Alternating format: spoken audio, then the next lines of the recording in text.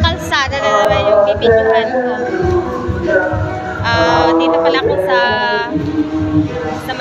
gilid ng simbahan. So, may misa. Linggo kasi ngayong araw.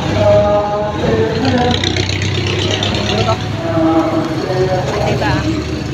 Ate kalsada, bibidyohan. Tapos yung mga taong walang kamalay-malay nasasali na sa aking pagbibideo. So, yan. Ayan.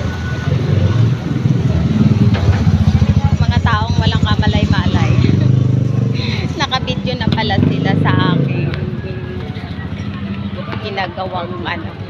Ayan ba? Ay, nako. Hindi ganong matraffic pala ngayon kasi nga linggo. Palengke pala yung dadaanan namin sa gilid ng kalsada. So, ito yung tinatawag na Sitio Sais sa Barangay Catmon. Ayan po. Gilid ng kalsada ay palengkes. Palengke. Ayan o. Ayan o, daming tao dun sa dulo. Ayan. Papuntang Frances.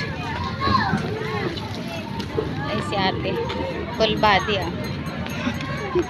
Thank you for watching.